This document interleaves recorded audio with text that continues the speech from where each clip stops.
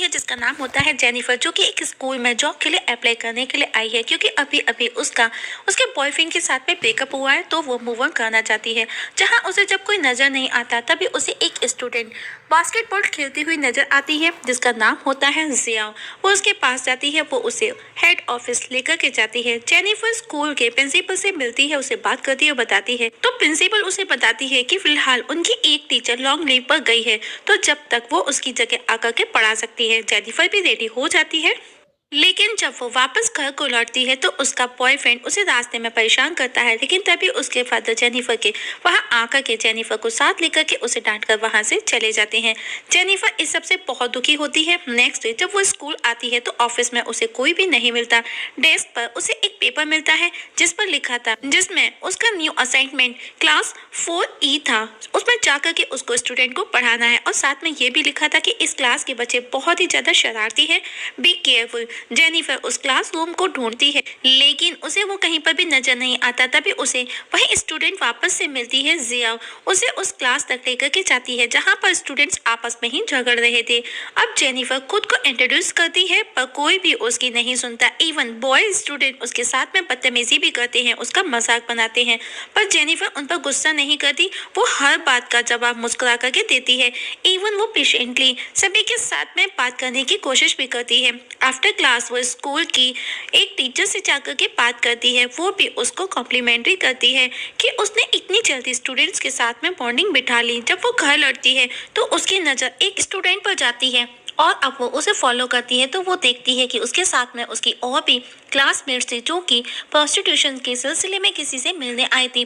पर जेनिफर उसे पकड़ लेती है और बाकी वहां से भाग जाती है और वो स्टूडेंट उल्टा उसे बोलती है कि पहले उसे खुद के बारे में सोचना चाहिए और वहां से चली जाती है। नेक्स्ट जेनिफर वापस से क्लास में आती है, पढ़ाती है, लेकिन किसी भी स्टूडेंट का उस पर ध्यान नहीं था और वो नोटिस करती है कि जिया आज क्लास में नहीं आई। उसे उसकी चिंता होती है। क्लास के बाद में जेनिफर की नजर जिया पर जाती है जो कि जेनिफर उसे फॉलो करती है और अब वो वॉशरूम में जाती है तो जेनिफर भी उसके पीछे जाती है। लेकिन जब वो अंदर जाकर के देखती है तो वहां पर उसे कोई भी नजर नहीं आता। अब वो परेशान हो जाती है क्योंकि उसने खुद उसे अंदर आते देखा था, पर लेकिन अब वो वहां पर नहीं थी। अब वो वन बाय वन हर एक रेस्ट रूम को चेक करती है पर उसे वो कहीं पर भी नजर नहीं आती। जेनिफर अब वॉशरूम से बाहर जाती है तो डोर लॉक हो जाता है, दरवाजा खुलता नहीं। तभी अचानक से वॉशरूम की लाइट भी फ्लक्चुएट करने लगती है। रेस्ट रूम के डोर खुद से खुलने और बंद होने लगते हैं। जेनिफर बुरी तरह से डर जाती है। सडनली टैप भी ओपन होने लगते हैं, उनमें से पानी गिरने लगता है, शीशे टूटने लगते हैं और उन पर खून बहने लगता है। जब वो लेट नाइट तक घर नहीं लौटती तो उसके फादर पुलिस को लेकर के स्कूल पहुंचते हैं और उसे ढूंढते ढूंढते उस तक पहुंचते हैं तो देखते हैं कि जेनिफर बहुत ज्यादा डरी हुई थी। लेकिन जब जेनिफर देखती है तो वहां पर सब कुछ नॉर्मल था, मानो कि कुछ हुआ ही ना हो। कुछ दिन बाद में जेनिफर वापस से स्कूल लौटती, अपनी दोस्त जेनी के साथ जाकर के बात करती है। लंच करते हुए वो उसे अपने इंसिडेंट और क्लास के बारे में जब सब बताती है तो वो शॉक्ड हो जाती है और वो जेनी उसे बताती है कि वो क्लास तो है ही नहीं जहाँ तुम पढ़ाने जाती हो। पर जेनिफर उसे वो क्लासरूम दिखाने के लिए अपने साथ लेकर के जाती है तो खुद उस क्लास को देख करके सरप्राइज थी। वहां पर कोई भी नहीं था, ऐसा लग रहा था मानो वो रूम था ही नहीं, जाने कब से बंद हो। इवन क्लास के बाहर जो बोर्ड लगा था उस पर भी वेयर हाउस लिखा था। ये देख करके खुद जेनिफर परेशान हो जाती है और वो जेनी से पूछती है कि ये सब क्या हो रहा है, पर जेनी उसे कुछ भी बता। वहां पर प्रिंसिपल आ जाती है और उसे सब सच बताती है कि सालों पहले एक स्टूडेंट जो बहुत ज्यादा शरारती था, उसकी हरकत हर लिमिट क्रॉस करती थी। एक दिन उसने गुस्से में पूरे क्लासरूम को जला डाला। उस समय उस क्लास में जितने भी स्टूडेंट्स और टीचर मौजूद थे सभी जिंदा जल करके मारे गए।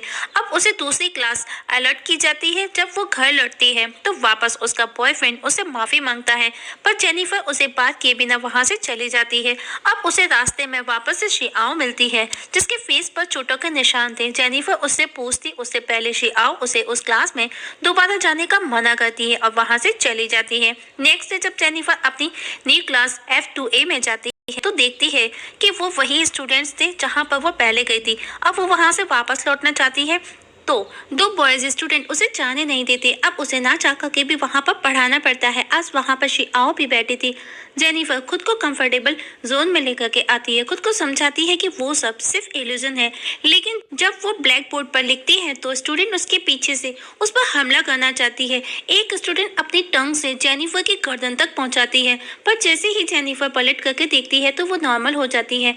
अब जब जेनिफर वापस से ब्लैक बोर्ड पर लिखना शुरू करती है, स्टूडेंट अब सभी हवा में उड़ने लगती हैं और उसके क्लोज आने लगती है, पर जैसे ही वो पलट करके देखती है सब नॉर्मल हो जाता है।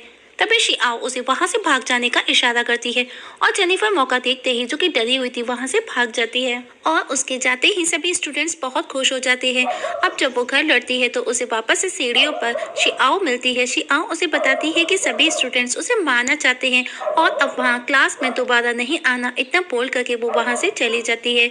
वो उसके पीछे जाती है, लेकिन तभी उसका एक्स बॉयफ्रेंड उसे मिलता है। वो उसे समझाती है कि वो मूव ऑन कर चुकी है और तुमको भी आगे बढ़ जाना चाहिए। पर वो उसे एक वीडियो दिखाता है जब वो शिआओ से बात कर रही थी, जिसे देख करके वो चौंक जाती है, क्योंकि जब वो उसे बात कर रही थी तो उस वीडियो में वो सिर्फ अकेली थी, वहाँ पर शिआओ नहीं थी। उसे खुद को यकीन नहीं होता उस वीडियो को देख करके। उसका बॉयफ्रेंड अब उसे अपने साथ में एक मैजिशियन के घर लेकर के जाता है।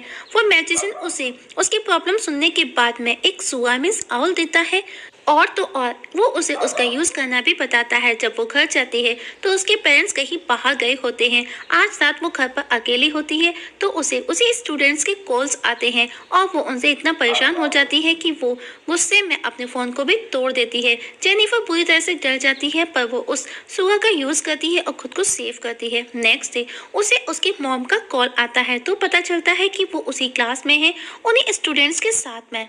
अब जेनिफर फौरन स्कूल पहुंचती है और उसी क्लास में जाकर के देखती है सभी स्टूडेंट्स के फेसेस हिडेसेस थे।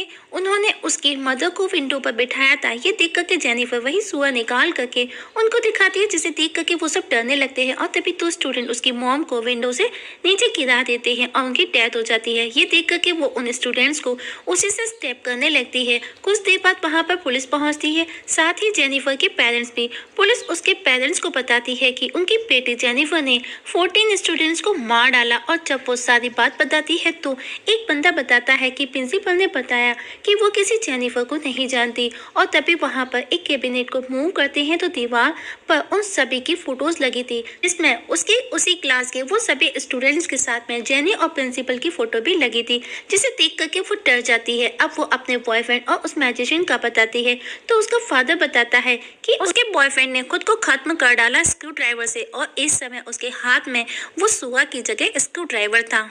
और इस जगह उसे सब रियलाइज होता है कि वो सब उसी का इल्यूजन था। वो सब मर चुके थे और वो सुआ स्क्रू ड्राइवर था, जिसे उसने उसके खुद के एक्स बॉयफ्रेंड ने दिया था, जिससे उसने खुद ने सुसाइड किया था। मतलब कोई मैजिशियन नहीं था, वो सिर्फ उसका इल्यूजन था, कोई बॉयफ्रेंड नहीं था जो कि ऑलरेडी मर चुका था। और इस सब जेनिफर का मेंटल बैलेंस बिगड़ जाता है और वो मेंटली डिस्टर्ब हो जाती है। पुलिस उसे 14 मर्डर के आरोप में अरेस्ट कर लेती है और इस जगह हमारी आज की एक्सप्लेनेशन खत्म हो जाती है। तो दोस्तों मूवी कैसी लगी कमेंट सेक्शन में कमेंट करके जरूर बताइएगा।